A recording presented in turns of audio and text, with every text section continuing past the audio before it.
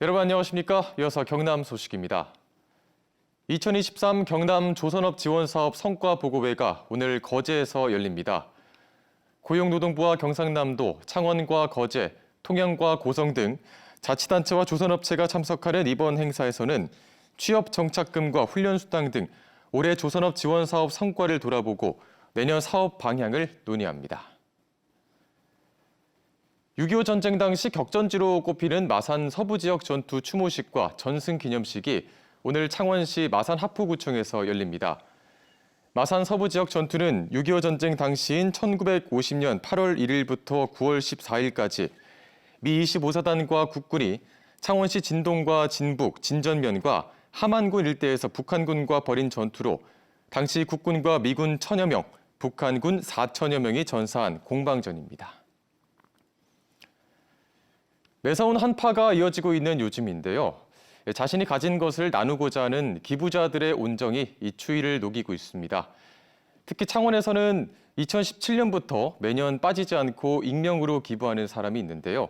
이름 없는 산타로 알려진 이 기부자, 올해도 큰 돈을 전해왔습니다. 자세한 소식 김효경 기자가 보도합니다. 모금함 뒤편에 숨겨진 종이 상자. 상자를 열어보니 서류 봉투와 지폐 다발이 보입니다. 봉투에는 편지 한 장이 들어있습니다. 공책 한 장을 뜯어 정성스레 꾹꾹 눌러 쓴 손편지에는 1년 동안 모은 적금이 무료 급식소에 쓰였으면 한다. 어르신들이 배고프거나 고독사가 없기를 기도하겠다는 내용이 담겼습니다. 노란 고무줄로 투박하게 묶인 5만 원권 지폐와 10원짜리 동전까지 5,900만 원이 넘습니다. 오늘 아침에 발신자 표시 제안으로 해서 전화 한 통이 왔어요. 이분은 늘 간단 명료하게 사무실에 상자 하나 놓고 갑니다라고. 중년 남성으로 알려진 기부자의 선행은 2017년 시작됐습니다. 매번 발신자 표시 제안 전화로 시작해 몇 년 몇 월 어느 날로 손편지를 끝맺습니다. 7년째 이어지는 익명의 기부자. 이곳에선 이름 없는 산타로 불립니다. 2019년부터는 연말뿐 아니라 코로나19와 강원 산불, 튀르키예, 시리아 지진 피해자들까지 온정의 대상은 더 늘었습니다. 누적 기부금은 어느덧 6억 원이 넘었습니다. 후원금을 통해서 어려운 가정에 그리고 어려운 장애인에게 적절하게 그런 분들 덕분에 추운 겨울이 그렇게 춥지 않고 훈훈하고 자신을 드러내지 않는 이름 없는 산타의 끊이지 않는 선행이 세밀 한파의 꽁꽁 언 마음을 녹이고 있습니다. KBS 뉴스 김효경입니다. 2년 전 해외에 파병된 해군 청해부대에서 270여 명이 코로나19에 집단 감염되는 초유의 일이 일어났습니다. 이후 해군은 서둘러 환자 격리와 감염 방지를 위해 각 함정에 음압 격실을 설치했는데요. 이 설치에 참여한 한 업체가 실적을 부풀려 공사를 낙찰받은 사실이 최근 확인됐습니다. 최진석 기자입니다. 해군이 지난해 6월 발주한 광개토 대항함과 충무공 이순신함의 음압격실 입찰 공고입니다. 낙찰 금액은 21억 원 규모, 경남의 한 업체가 공사를 수주했습니다. 해당 업체는 국내 공항과 대형 병원 등에 음압격실을 설치했다는 실적을 내세웠습니다. 29억 원 규모 전자세금 계산서를 증빙 자료로 제시했습니다. 하지만 해군은 최근 이 업체의 세금 계산서가 가짜라고 최종 판단했습니다. 낙찰 업체가 다른 업체와 짜고 전자세금 계산서를 발행한 뒤 같은 날 세금 계산서를 취소하는 방식으로 실적을 부풀렸다고 보고 있습니다. 입찰 과정에서 개인정보에 해당하는 세금 계산서 취소 여부를 해군이 확인할 수 없다는 점을 악용했다는 겁니다. 우리가 이제 낙찰 받으면 내리겠다 얘기를 줄 테니까 누가 가서 이렇게 실제로 좀 더 이런 식으로. 이 내용은 경쟁업체가 해군에 제기한 소송에서 세무서 자료가 법원에 제출된 뒤 확인됐습니다. 낙찰업체는 세금 계산서를 일부 고쳤을 뿐 실적 부풀리기는 아니라고 주장했습니다. 취소한 사실이 있는데 금액 입력을 잘못해가지고 재발행한 세금 계산서는 혹시 제가 받아볼 수 있을까요? 그거를 제가 어떻게 찾겠습니까? 그걸 지금 벌써 세월이 한참 됐는데. 낙찰 자격 문제가 뒤늦게 드러났지만 함정 음압격실 설치는 이미 마무리돼 해당 업체는 공사 대금과 실적을 그대로 챙겼습니다. KBS 뉴스 최진석입니다. 경상국립대가 글로컬 대학으로 자리 잡기 위해서는 대학과 산업계 또 지역사회가 연계하는 선순환 구조를 만드는 게 중요합니다. 전문가들은 글로컬 대학의 성공을 위해서 기업체와 연구기관 등 이웃기관의 역할과 또 정주 환경 개선이 반드시 필요하다고 지적했습니다. 송현준 기자가 보도합니다. 경남에서 유일하게 글로컬 대학으로 선정된 경상국립대. 우주항공 분야에서 국내 대표 인재 양성 기관으로 자리 잡겠다는 것이 청사진입니다. 이 과정에서 풀어야 할 과제는 우수 인력의 공급과 수요 문제입니다.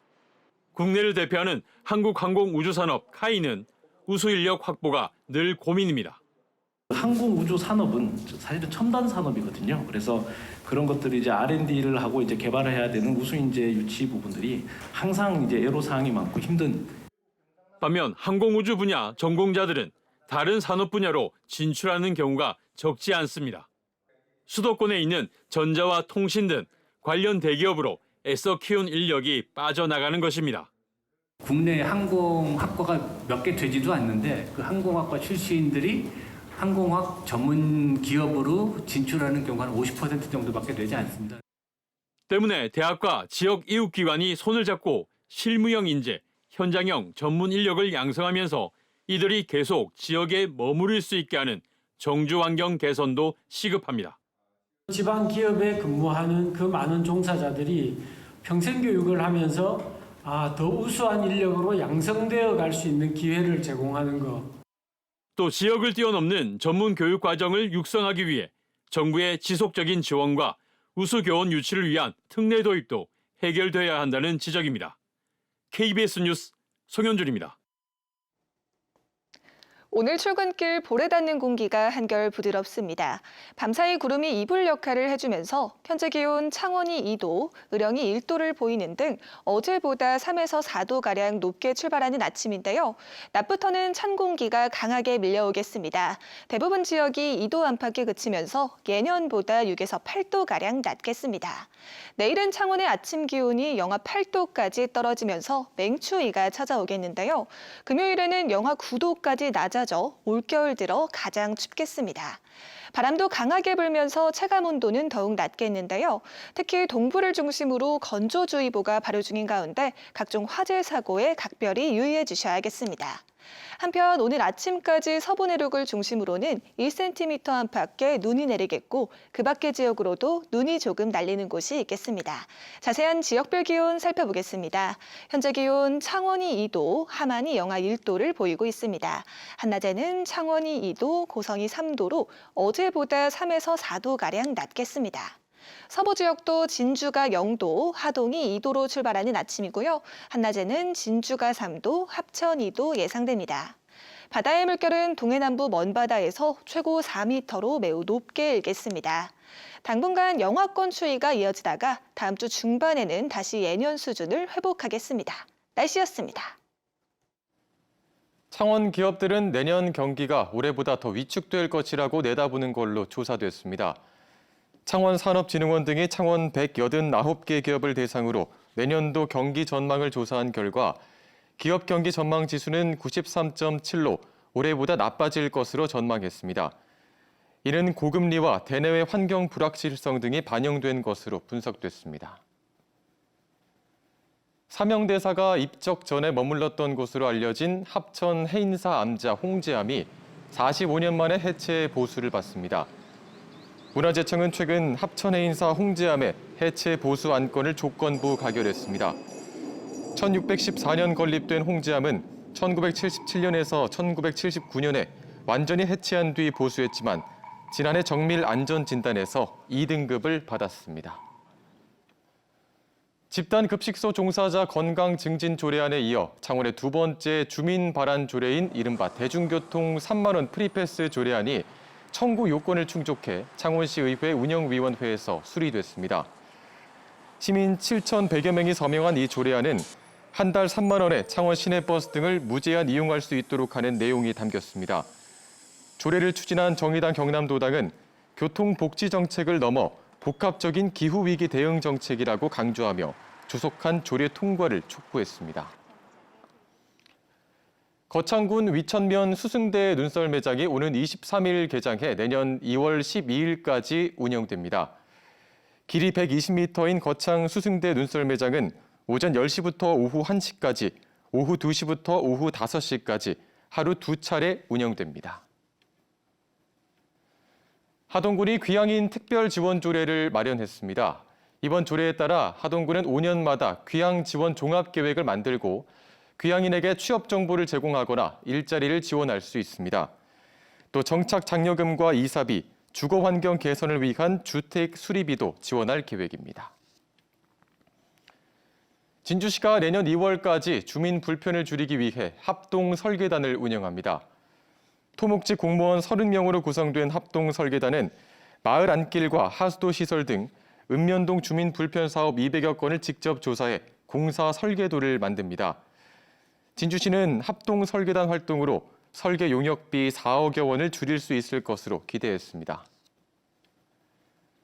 진주시가 새해 농업 기반 강화 사업에 500억 원을 지원합니다.